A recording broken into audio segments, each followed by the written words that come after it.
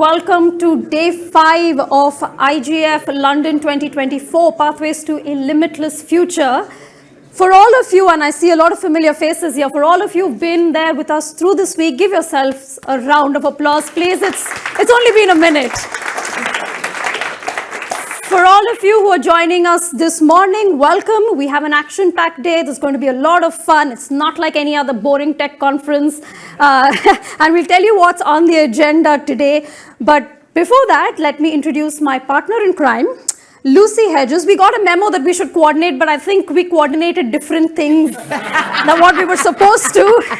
But the theme was blue, so, you know, we've nailed it. And that's not a political statement. Just want to make it very clear. No political statement there. So I have heard, I've not been around this week, but I've heard it's been such a fantastic week. Has it been good? You had a good week? Yes. All right, so this week has been all about joining the conversation. We've got lots of experts in the room, lots of expertise, founders, finders, people who have grown their own businesses. So lots of amazing conversations are going to be had on this stage today. And we want this to be as interactive as possible. So we want you to keep that energy up, and we want you to network the hell out of this event as well. Now, we'd also like to say thank you to our sponsors. Throughout the week, we could not have done this without you, so big shout out to you. Now, you're going to hear from some of the top global innovators. They're going to discuss, debate, and reflect on what the world will look like in the coming decade. So you're either going to leave today feeling incredibly optimistic or very scared and paranoid about the future. So while we will be looking into our metaphorical crystal ball, we'll also be looking at what's happening now, what's laying the foundations that are going to pave the way for the future. It really is going to be such a fantastic day. I'm excited. Are you excited? Absolutely. And we also have a third musketeer who is missing right now. We're missing Ben, but he's going to be with us. He's had quite the night, so we're going to be waiting for him. We haven't seen him since. I think there's a few delicate people in the room today after last night's awards. But we're going to have fun. Lucy is going to be joining you. We're just going to do a little bit of a merry-go-round all through the day. So, yes. We can get started? Yes, I'm going to leave you to it. All right. Right, so welcome, everyone. Welcome. It's 28th of June, 2035. And no, I'm not making a mistake, because we've time traveled into the future.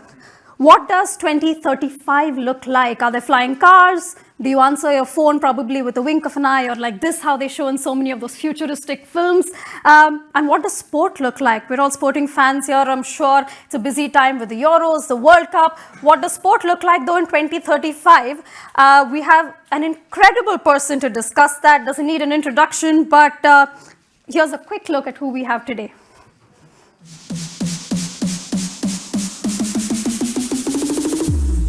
Announcing a special guest who has made an indelible mark both on and off the field. A legendary footballer, a fearless leader, and an inspiring advocate for change. Sol Campbell.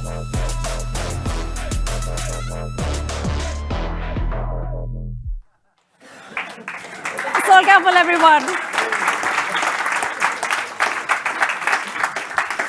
Hi, Sol. Thank you so much.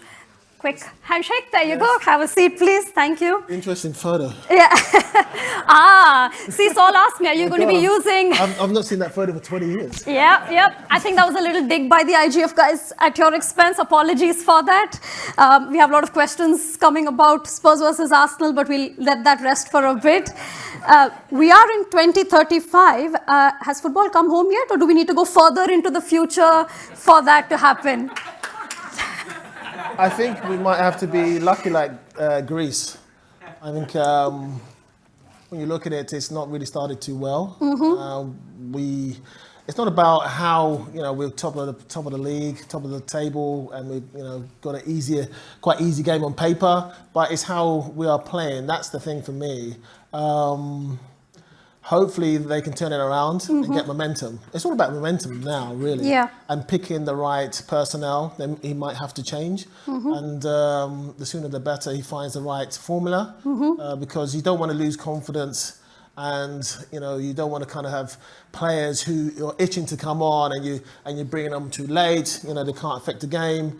It's a real balancing act, because it's an easy game on paper. Do you play the same team, or do you radicalize it and you change to the team that finished the last game? Mm-hmm. So, well, we'll probably get some 3 tips to Gareth Southgate at the end, but we're talking about, sport, the integration of technology in sport.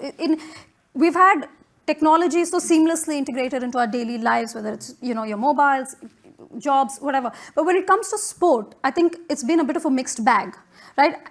You have, say, tennis, cricket, the integration of technology has been embraced. It's not been as controversial as football. Firstly, why do you think so? Why do you think football has been a bit of an outlier when it comes to embracing technology? And where do you stand on that? I think when you look at, say, just take tennis, I think when technology got into that, so, I mean, it's either in or out. There's not many variables when it comes to tennis. Yeah. Maybe a few more when it comes to cricket. But when you look at football, there's like so many things can happen. So many things can happen. Millimeters here. Is it a push? Was the tackle a proper tackle? Did he fake the tackle? Whatever. You've got the commentators or the pundits saying, "Oh, it was a penalty," but then. At the football stadium, the referees looked at it and got a message: no penalty. It's like, do you fully go into automatum and you leave a computer up to it and say the computer, takes over completely? There's no human kind of situation involved, or do you kind of say, right, you limit it and it's just for offside and say, well, let the referee. That's the trouble. Is there's so many people for it. They spent a lot of money, implementing it in. Some countries still don't have it, and now there's some clubs trying to get rid of it. Do you support that? Do you think football is better off without VAR? I think there is the controversy. I think that actually keeps football going, and so it doesn't get boring. And some people in the pubs and shouting about X, Y, Z. You like the controversy? I think.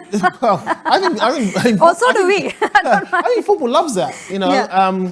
But the only thing for me is when it comes to kind of big decisions that cost teams big cups like the league or World Cup and things like that. That's when I think technology came in to kind of make sure this doesn't happen. But there's still that element of it goes to the human, and is sometimes the human can be actually whoever's done the tackle or situations happened, that personality can affect the footballer, can affect sometimes the decision. Whoever's adjudicator looking at the scenario. Yeah, because it does happen. Yeah, football still has a huge human element to it, doesn't it, compared to, say, the other sport? And you don't want to completely lose that. No, you don't want to lose that, because that keeps it going. That you want that human side, because sometimes they scored a goal and they're waiting for 2-3 minutes, and then it's no goal, and then they start jumping up and down. It's so kind of odd. When you score a goal, you want to be no goal or it's a goal. Yeah. You don't want to wait 2-3 minutes to kind of decide. Should you do your backflip yet, or should you just wait? You're not sure when to celebrate. I'm just saying it takes it out of the game. Yeah. That kind of fantastic feeling of scoring a goal. And for me, they have to shorten that. They have to reduce that time almost to like 5-10 seconds. Boom, that's it. Yeah. But you don't want to wait for 2-3 minutes. Well, Saul, we are at the Founders and Funders Forum, and we have so many entrepreneurs in our midst, and this is a new role for you as well. Tell us about your entrepreneurial journey. Well, I actually studied the information technology when I was at GCSE level. So, but obviously in between that, I got sidetracked with a 20-year football career. But I've gone back into it, mainly because, for me, looking at football, sometimes, I love the managing side, I love coaching, and I would love to kind of be in that environment. But for me, I just didn't get the right clubs. So I didn't want to completely leave football. I wanted to be a part of football. I wanted to be part of, history. I want to be, try to help kids, help teams, help countries. I wanted to participate in football. I didn't want to just, turn away and walk away because I couldn't get a job in the management side. And that's, for me, there's a lot of jobs that are in football that are being newly created as well. And I looked at football and I said, I've seen the gaps. I said, I want to, go for this scenario. There's many gaps in football that could, be plugged by data and then by technology. And I want to be a part of that. And, I want to use my brains and use my my kind of experience as well. I want to marry them together. So, you know, that's the best way for me. I went to Harvard, I studied business media course as well. That kind of opened my eyes up of moving the needle when you bring something out new. So that was good. So, you know, I've been to a lot of summits. You know, Portugal does a lot, and in Spain as well, Seville as well, and there's a couple in the Middle East, there's, you know, a couple in London, and I've been to a German summit as well. Mostly football ones, but I've talked and I've listened. So that's over the course kind of 2 years. I'm seeing what technology is out there already. Yeah. So, you know, I've kind of, you know, and you make some friends, and that's how I joined a company called TALNETS, a Zurich-based and Skopje, Macedonia. So, you know, for me, I'm building a couple of features to kind of enhance their reach and move the needle when it comes to coaching football. Yeah, you mentioned, also sports, really. Yeah, you mentioned data-driven, but do you think there is a risk that you choose data over instinct? Like, say you see this kid who's fantastic, he's really raw talent, right? But I don't know, when you look at the data, it might not really back his support. Would you go with your instinct? Would you say, you know, this is the man I believe in, I'm going with him? You know, they've got their data already, kind of, you know, collecting data. They've got a couple of contracts in France and in Africa. I'm not kind of looking like into that kind of area. I'm more looking like supplement a coach and almost kind of helping players solve problems. Because when you look at worldwide, there's a lot of players, a lot of people want to play football, but there's not enough coaches, not enough quality coaches out there. So I want to kind of plug that gap in the sense that give them almost an automated, friendly face who understands their problems, understands where they're going wrong and rectifies them. Then they can go back. You're never going to replace the managers and coaches. You always need someone to, you know, arm round the shoulder or kick up the rear end and get going. You can't do that in a computer. But what you can do is help them in moments of, like, you know, they're stuck on a situation, they want to get better here and there. And then on top of that, I want to do the fitness one to kind of understand that you have to join the dots. If you do the fitness, and then you can do that skill. That's the thing. And then the third one I'm building a feature that will do content and podcasts, so you can kind of have those conversations, real conversations, and players can kind of take 5 minutes of it or take a 45 minutes kind of interview, and it'll be woven all sorts of scenarios, from food, for mental health, for what you do now, ups and downs, you know, battles, what you have to, you know, there's different type of battles, and so I think that's important, those authentic conversations, to hooking people to understand, you know, to come into TALNET, to come into my features as well, and grow it, and it's all about talking. You never know who's in the room. Investor, innovators, you know, engineers. I've got, you know, content engineers or developers, and that's what, you know, I'm very open. Playing football has made me incredibly open and understand that talent and is everywhere. Open to coaching England, maybe. Yeah, who knows? Or build this, and then, you know, help players. That's what this, you know, what I'm trying to build here is not really for, you know, the established players. This is for America. This is for India. This is for Africa. This is for the Caribbean. This is the Far East. This is where, you know, this is China. These are the places where, you know, the coaches are limited. There's a lot of players, and they don't know what they've got. Like India, they don't know what they've got. Yeah, that's a great actually segue, because I want to do a quick poll here to see, and please don't feel obligated to say football because Saul's here, but if you had to choose between cricket and football as a sport that you watch, right? Quick show of hands, who would choose cricket? Okay. Football? Wow, I think, okay. I don't know how many of them are being honest or being polite, Saul, but but obviously India is a huge cricket-crazy nation. But football is actually very popular, especially in these two states of Kerala and West Bengal. I don't know if you've seen some images from there, but especially during the World Cup, you have these standees put out of Messi and Ronaldo, and it gets quite crazy. What do you see the future of Indian football as? Well, the main thing is, like, you know, obviously you're never going to surpass cricket. Cricket is there, and I totally understand that. But in football, you don't need to get, you know, the numbers. You probably just need 10% of that to kind of make football work, really. That's what I'm looking at. I think sometimes you see the big cake. You don't need the big cake to be successful. You just take a slice of it. And that's how I look at India. I mean, you just, you know, there's... it's in Kerala, there's big football kind of regions as well. But the main thing is pulling all that data in and you know, and bringing it in and understanding it and making people, what have you got? That's the thing in India. You don't know what you've got at the moment. I spent 5 weeks through the World Cup. Reliance organised the World Cup. So I was there, Luis Figo, Rooney was there, Perez was there as well. So I learned, I'm not saying I learned a lot about India, but also you start to see the passion there as well. And that's what it's all about, the passion of football. And you don't need, 1.2, 1.3, 1.4 billion, who knows, there. You don't need all those people. I said you only need 10% or 100 million. I mean, that's Britain. Yeah. When you look at it, yeah. And that's enough to make it work, and you'll be able to find talent out of that. Not in the beginning. That's what people have to realise is it's a slow burning thing. But if you set it, set the stones in the proper positions, you'll get it in 10, 15 years time. India's a massive country. They love football. Yeah. What are those stones? So what do you think India should be doing or can be doing to probably create more of a football culture? Well, when I spoke to Igor, he's no longer the manager there now, but he was saying, you have a situation that, say, 15, 16, and start looking at players. That's way too late to kind of discover new talent. FIFA has gone in as well. They're trying to help. My old manager, Arsene Wenger, is trying to kind of help. I don't know how far that goes, but, it's a huge place. It needs a bigger operation. It needs, obviously, a buy-in by the government as well and regions, because, every region is different. You need a partner or partners to make it work, but I think you need that kind of willingness to make it work. And you look at India, look at China. You see so many people. You start to say to yourself, surely you can produce a team to get to the proper World Cup. They've made it easier now. There's a bit more space for India and China to get in, but with the big nations, you want to be in there. America looked at it; they're getting better slowly.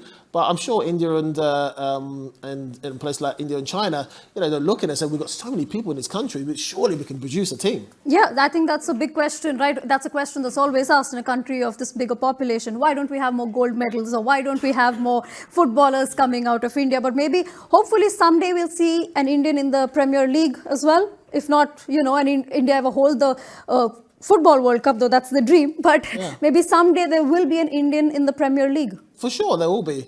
I mean, the main thing about Premier League is so kind of open as well. It's talent. It's all about talent, and the Premier League has produced a fantastic. I don't know. It's almost it's a brand, and it's always open to opening the markets, and they love that. Just imagine. Look how it's done with Korea and some of the players. At Tottenham. There's one player there. A song. How he's opened it up, and then Man United did that as well with some of their players. It opens the market up. So if you have it makes business sense as well. To have a couple of players in India. That opens the market, and there's more money flowing in and out. There's more connections, more ideas. That's what more people trade in ideas as well in business. For me, the beautiful thing about football is that when if you go into an area and you're successul, the amounts of money can generate, and also the goodwill. Everyone obviously looks at, say, Manchester City and say, they've got all these charges and they're suing the Premier League. But then you go to Manchester and you see what they've done. I mean, the money they've done and spent in that area is incredible. So you got that side, what you can do, football. And I think India can easily do that. But that's an interesting point that you make. There is this, a belief that money is corrupting football. Right? There is this belief that these days players are easily, and I'm using this for want of a better word, bought to go play elsewhere. Do you think that's a problem? Do you think there's too much money in football, it's losing its soul, or do you think that's actually a good thing? I think it's all about having a level space. I think sometimes it's hard because some clubs need more money to kind of get a better the best players. But when you look at, say, Arsenal and say Manchester City, okay, Manchester City's won it, but really, when you look at it, Arsenal could have won this Premier League. It just came to Aston Villa. That's not money. Yeah. That's like having the right game, on the day, winning that game, because they won all the other games after that. So when you look at it, Manchester City could have pumped all that money in, but if Arsenal had beaten Aston Villa, the money doesn't mean anything. They've won the league. But surely money, you can get the best players, you get the best facilities. So it does help the game. And I think the Not really. Look at Man United.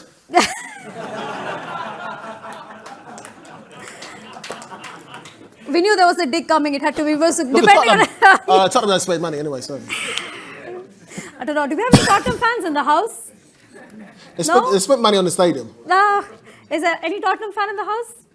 Oh, I think they're all, again, they're being polite, so they're all just, they don't want to upset you. But we do have Arsenal fans in the house, I can tell, so. Oh, dear. Just switching gears all a bit. We were talking earlier, I'm talking about social media. You're not very active on it compared to, say, a lot of others. Is that a new a new problem or a new solution that new age players today have to contend with? Because there's already enough pressure, and then there's also the added social media pressure. Yeah, I think some players have embraced it. I think if you utilize it in the right way, I mean, they've got companies. I mean, many of the guys, I just run myself. That's why I've not got many. Others have kind of let companies take over and run it for them, and they've done really, really well. For me, one thing about social media, what happens is this: it's like when you actually. Social media can actually hide who you are as a human being, the substance of the human being. And many of these players, when you actually, and individuals, when you actually come up to them close and you start having a conversation, it's like, what's about you? They've just had someone better doing their PR. And that's what you want. I think that's where the world's going wrong. You want substance. You know, the world is missing substance in all sorts of kind of walks of life, and from politics to running businesses or whatever, to schools. The character has just been sucked out. And I think that's what social media can do. It just sucks the characters out and it just has this facade. And also, what is this a facade? You blow it and it just disappears. I think we need more real people, in a sense that, you know, more conversations like this, and people can see you and no kind of fake AI is really me. And that's what people want, I think. I think people more are kind of drawn to that kind of real kind of conversations.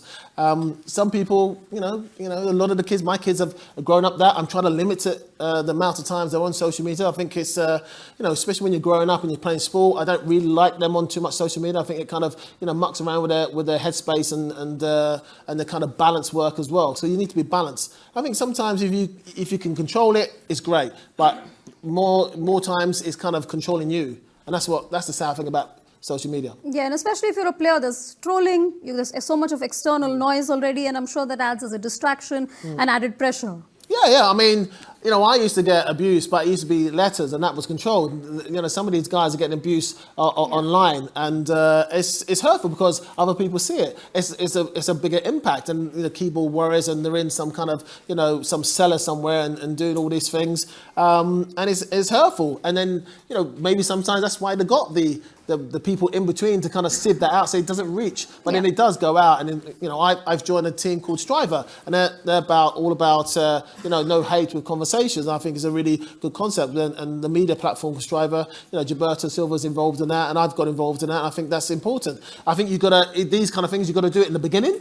I think if the genie's out, it's hard to kind of put it back in. Yeah. So I think Striver's kind of starting from the beginning and kind of controlling that narrative and controlling those words. Mm-hmm. Well, to the rest of the day, of course, we are going to be having conversations about the impact of social media, AI, good, bad, and the ugly. We're going to be exploring all of it today. Saul, very quickly, we're running out of time. Predictions for the Euros? I think if England can sort themselves out, they can get to the final. It's a nice, easy, not easy route, but if they play to their maximum, but there's always a banana can come in and surprise them, and they can slip up. But they've got an easy group. They've missed the other side. The other side is incredibly kind of difficult, and you don't know what's going to come about. But if they play to their maximum and get going, they can get to the final. Right. So, well, maybe football is coming home this year. We don't know. We can hope. Yeah. Saul, thank you so much. Really appreciate you talking to us. Yeah, thank you. Thank you. Ladies and gentlemen, Saul Campbell.